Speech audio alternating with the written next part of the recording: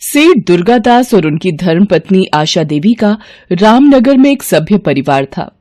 दुर्गादास ने अपनी मेहनत से खूब धन दौलत कमाया था, पर दुर्गादास को एक दुख था कि उसके इकलौते बेटे मोहन को शराब और जुए की बुरी लत थी। वो रोजाना शराब पीकर बेसुध होकर देर रात घर लौटता था। मोहन की रोजाना शराब और जुए की लत ने सेठ दुर्गादास की चिंता बढ़ा दी थी। हर समय दुर्गादास और आशा मोहन को लेकर परेशान रहने लगे। एक दिन दुर्गादास ने आशा से कहा, आशा, मैं सोच रहा हूँ मोहन की शराब और जुए की लत बढ़ती जा रही है। मैंने किशोर भाई साहब से बात की हुई है। उन्होंने एक लड़की बताई है, बहुत ही अच्छे घराने की सुशील लड़की है। मैं सोच रहा हूँ मोहन की शादी कर देते हैं। शायद बहू के आने से मोहन थोड़ा सुधर जाए। तो आप ठीक ही रहे हो। किशोर भाई साहब से बात करके हम रिश्ता पक्का कर देते हैं। सेठ दुर्गादास अपने मित्र किशोर से बात करके लड़की के घर वालों से बात करता है। उसी शाम मोहन जब घर आता है, सेठ दुर्गादास उसे कहता है, मोहन, अब मैंने तुम्हारे लिए लड़की पसंद की है। लड़की अच्छे घराने की, पढ़ी लिखी है। मुझे कोई शादी नहीं करनी पिताजी। मोहन, अगर तुमने इस शादी के लिए मना किया तो तुम्हारा खर्चा पानी पैसे सब मिलने बंद हो जाएंगे।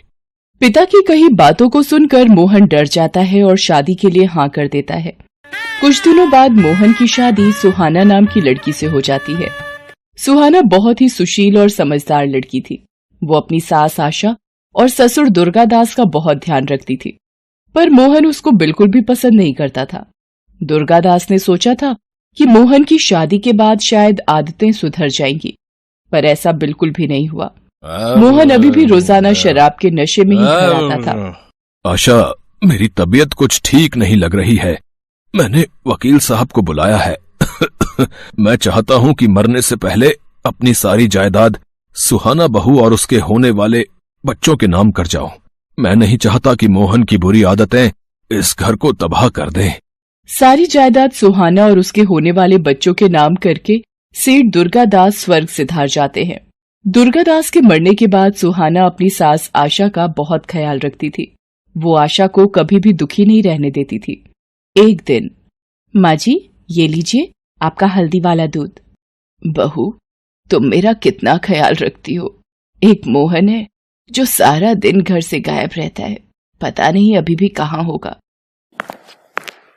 माँ, ये सब क्या है, हैं? पिताजी ने सारी जायदाद सुहाना के नाम क्यों कर दी? जैसे मैं तो उनका बेटा ही नहीं। मोहन, तुम्हारी शराब की बुरी आदतों की वजह से तुम्हारे पिताजी ने ऐसा किया है। पिताजी ने ये सब ठीक नहीं किया माँ। मोहन गुस्से में फिर से शराब पीने के लिए घर से बाहर निकल जाता है। वो एक बार में पहुंचता है। वो देखता है सामने एक लड़की डांस कर रही है। मोहन लड़की को देखकर चौंक जाता है। लड़की बिल्कुल मोहन की पत्नी सुहाना की शक्ल की होती है। मोहन के दिमाग में सुहाना को रास्ते से हटाने की तरकीब आ जाती है। वो मैनेजर को बोलकर लड़की को अपने पास आने को कहता है।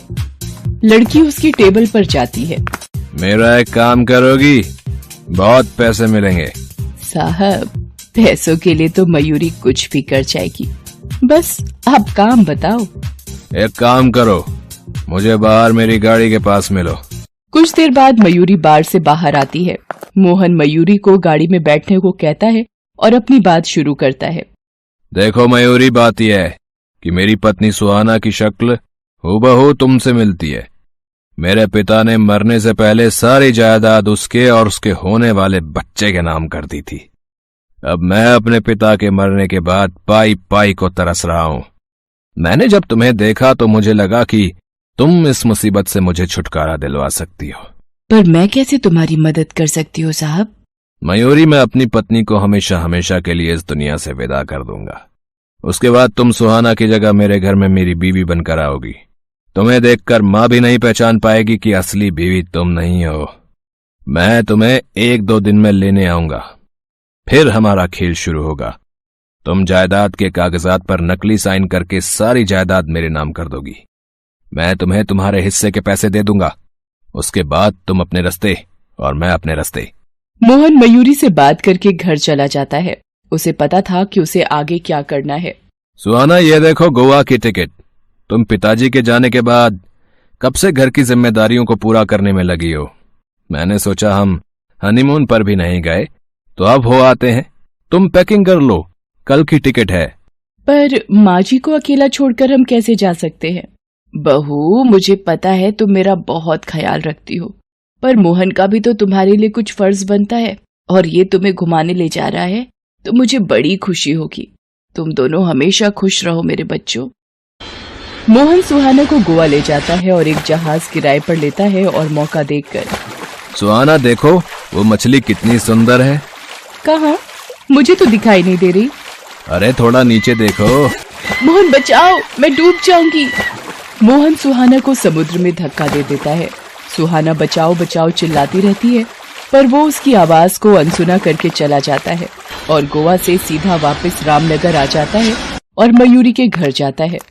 अब तुम्हारे नाटक का वक्त आ गया है, मेरे साथ चलो। मोहन मयूरी को सुहाना बनाकर घर पहुंचता है। सुहाना बिना आशा के पैर छुए मोहन के साथ कमरे में चली जाती है।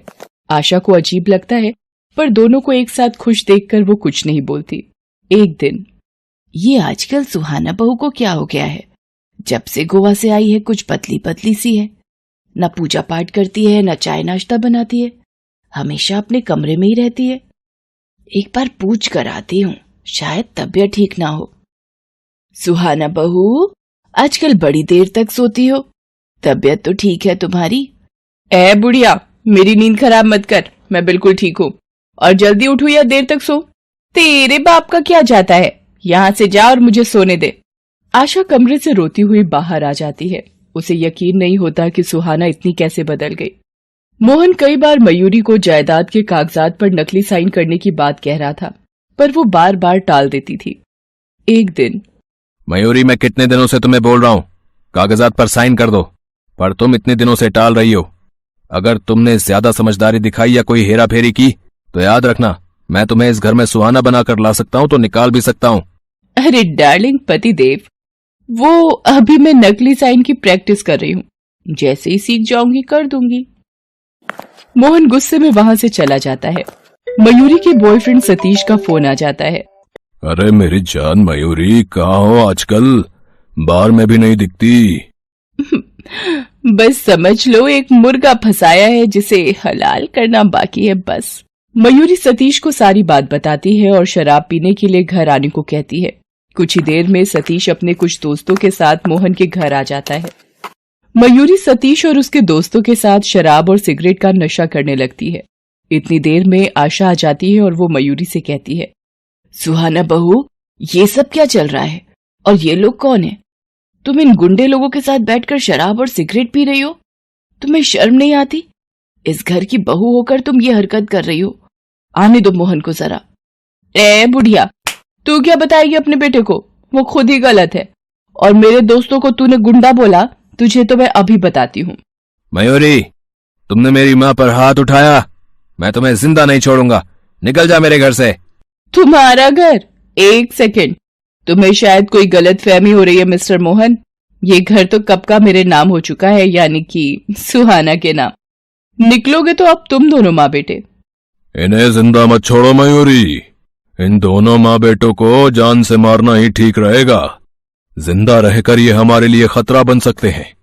मैं इन लोगों के साथ जाकर दोनों माँ बेटों को खाई से नीचे फेंक देता हूँ। इनकी लाश को पुलिस के कुत्ते भी नहीं ढूंढ पाएंगे। हाँ, ये ठीक रहेगा, इन दोनों को मारना ही सही है। मोहन, ये सब क्या है? ये मयूरी है तो मेरी बहू सुहाना कहाँ है? मेरी बहू सुहाना कहाँ चली गई? तुम्हारी बहू सुहाना को तो तुम्हारा बेटा कब का जान से मार कर आ चुका है। गोवा में इसने उसे समुद्र में फेंक दिया था। मोहन, तुझे बेटा कहने में मुझे शर्म आती है कि मैंने तुझे अपनी कोख से जन्म दिया। तू मेरा बेटा कहलाने लायक नहीं है। आशा रोने लगती है। सतीश और उसके साथी आशा और मोहन को पकड़कर ले जाने लगते हैं। तभी पुलिस आ जाती है। गिरफ्तार कर लो इन लोगों को। सुहाना जी, आपको डरने की कोई जरूरत नहीं है, हमने इस नकली बीवी को पकड़ लिया है। सुहाना, मेरी बहू, तुम जिंदा हो, ईश्वर का लाख लाख शुक्र है। माँ जी, कुछ मछुआरों ने मेरी जान बचाई और मैं जैसे तैसे यहाँ पहुंची, पर मैंने जब मयूरी को मेरी जगह यहाँ देखा तो मैं सीधा पुलिस के पास मदद के लिए गई और इन्हें सारी बात बताई। मोहन जी, आपको भी हमारे साथ पुलिस स्टेशन चलना होगा। नहीं इंस्पेक्टर साहब, जहाज पर मेरा पैर खुद फिसल गया था। इसमें मोहन की कोई गलती नहीं है। आपने मेरी इतनी मदद की, आप इन लोगों को ले जा सकते हैं। पुलिस मयूरी और सतीश को गिरफ्तार कर लेती है। आशा मोहन से कहती है, देखा मोहन, आज अगर सुहाना तुम्हारी मदद न करती तो सब कुछ बर्बाद हो जाता, हमारी जान भी चली जाती, और तुमने इसे जान से मारना चाहा। सुहाना, मुझे माफ कर दो। मैं अपनी बुरी आदतों के नशे में सही और गलत का फर्क भूल गया था। नहीं नहीं, आप मुझसे माफी मत मांगिए। जो होना था हो गया। आप दुखी मत होइए, मैं आपसे बिल्कुल भी नाराज नहीं हूं। सुहाना की अच्छाइयों ने उसे जिंदा रखा और उसने अपने परिवार को भी बचा लिया। उस दिन से मोहन भी सुधर जाता है और काम पर जाने लगता है। ये देखकर आशा बहुत खुश होती है और सुहाना को गले से लगा लेती है।